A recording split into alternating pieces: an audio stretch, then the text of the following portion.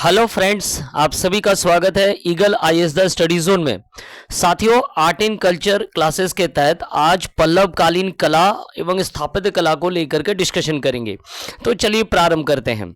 सबसे पहले हम ये देखेंगे कि पल्लव साम्राज्य जो स्थापित हुआ था वो किस राज्य के डिक्लाइन के बाद जो है इसने अपने साम्राज्य को स्थापित किया। दक्कन या दक्षिणापथ के क्षेत्रों में सातवाहन जो है सबसे प्रारंभिक जो है बड़े साम्राज्य के तौर पर जाना जाता है। सातवाहनों के डिक्लाइन के बाद कई ऐसे क्या है छोटे राज्य भी उत्पन्न हुए और इन राज्यों के द्वारा जो है क्या किया गया, कला और स्थापत्य कला को क्या किया गया ना संरक्षण भी दिया गया था। उनमें से पल्लव वंश भी एक है। पल्लव जो है सातवाहनों के पतन के बाद तीसरी सदी से 9वीं सदी तक जो है इनका क्या होता है ना हमें इनका इतिहास प्राप्त होता है।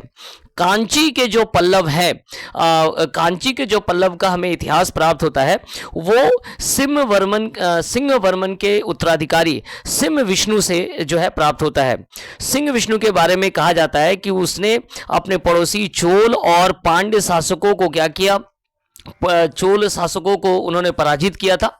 पल्लव शासक महेंद्र वर्मन वन और नरसिंह वर्मन वन के दौरान दक्षिण भारत में जो है पल्लव एक शक्तिशाली साम्राज्य के तौर पर तेलुगु क्षेत्र पर जो है अपना आधिपत्य जो है स्थापित किया था।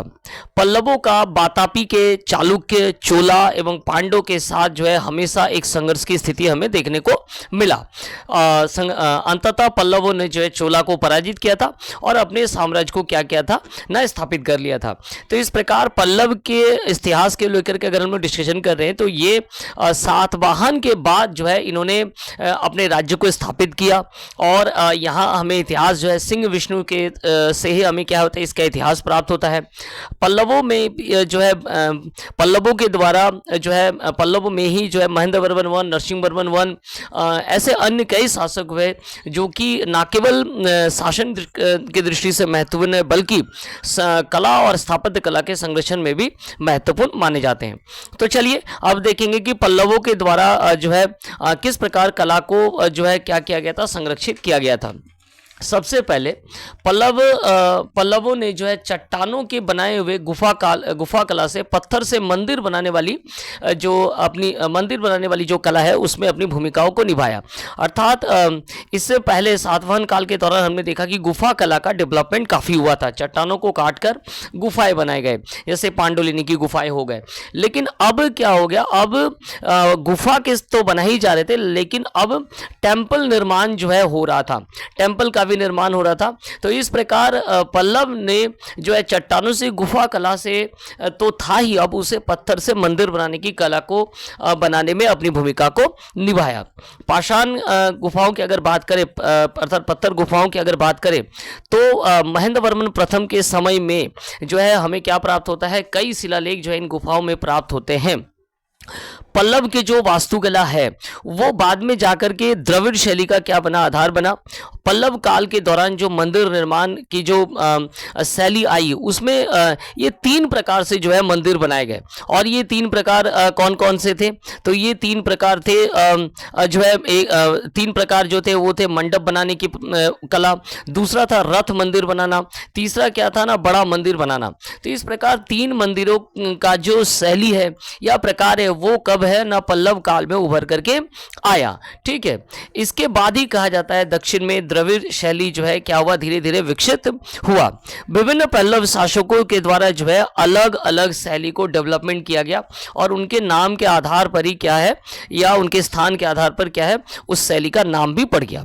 अब हम लोग शासकों को देखेंगे जिनके द्वारा जो है पल्लव वास्तुकला को क्या किया गया था, संरक्षित किया गया था या उसे आगे बढ़ाया गया था। ठीक है, चलिए तो सबसे पहले जो महत्वपूर्ण शासक है वो है महेंद्र वर्मन वन।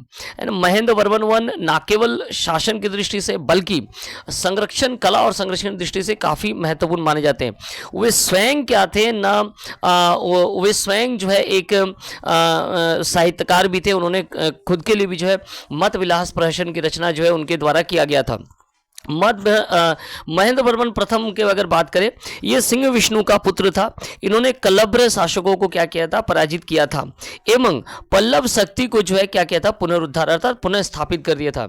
इनके समय काल में जो है तमिल साहित्य का क्या हुआ था, खूब विकास हुआ था। अपर एवं संबंदर द्वारा जो है तेब्रम का जो तेब्रम जो लिखा गया था वो इस काल में और बढ़ चढ़ करके जो है इसका विकास हमें देखने को मिला था। महेंद्र वर्मन वन, जैसा कि मैंने कहा कि इन्होंने संस्कृत में क्या लिखा था, मत विलास प्रहसन लिखा था। इनके समय काल में दक्षिण भारत में जो है मंदिर निर्माण की एक नई शैली डेवलप हुई, जिसे हम लोग क्या कहते हैं ना, मंडप वास्तुकला कहा जाता है। ठीक है, या मंडप वास्तु शैली कहा जाता है। इसके अंतर्गत जो है गुहा मंदिरों का निर्माण प्रारंभ हुआ। महेंद्र वर्मन ने ब्रह्मा विष्णु शिव मंदिरों को निर्माण किया एवं साथ में इन्हें जो है चैत्यकारी की उपाधि भी जो है इन्होंने धारण किया था। तो महेंद्र वर्मन के समय काल के दौरान जो है मंडप वास्तु शैली जो है क्या है ना, मंडप वास्तु शैली जो एक नई मंदिर निर्माण की शैली जो है डेवलप हुआ था। ठीक है, इसके साथ साथ तमिल साहित्य का विकास भी हुआ था। चलिए नेक्स्ट हम लोग देखेंगे वो कौन से शासक है जिन्होंने पल्लव काल के दौरान जो है कला और स्थापत्य कला को क्या किया था, संरक्षण दिया था। तो नरसिंह वर्मन वन, जिसका समय काल 630 से लेकर के जो है 668 शताब्दी तक है।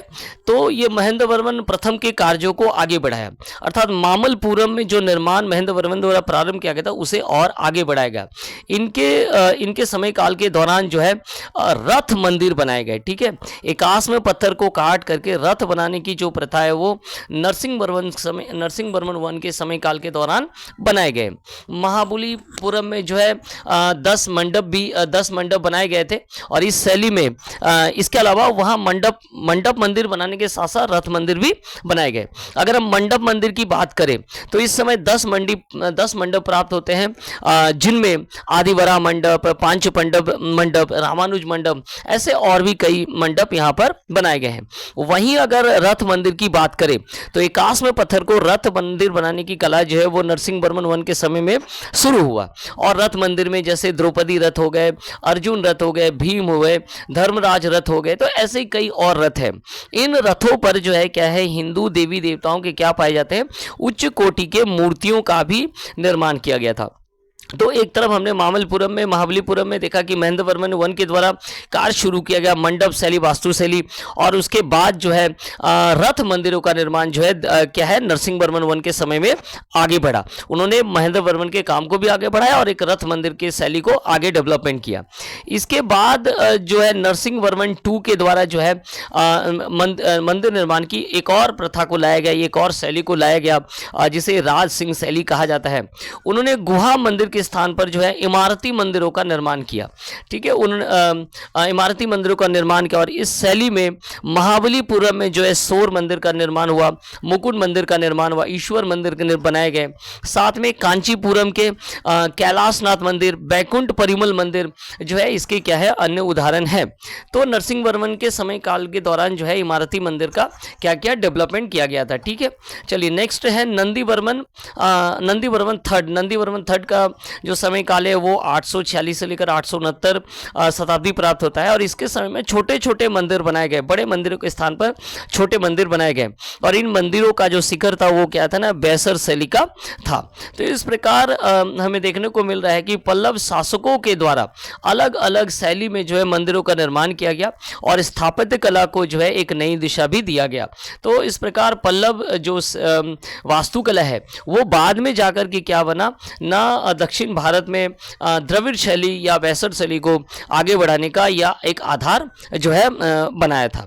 तो ऐसे ही आर्ट एंड कल्चर क्लासेस के लिए हमारे साथ जुड़ना ना भूलें। Eagle IAS the study zone में आप सभी का बहुत बहुत धन्यवाद।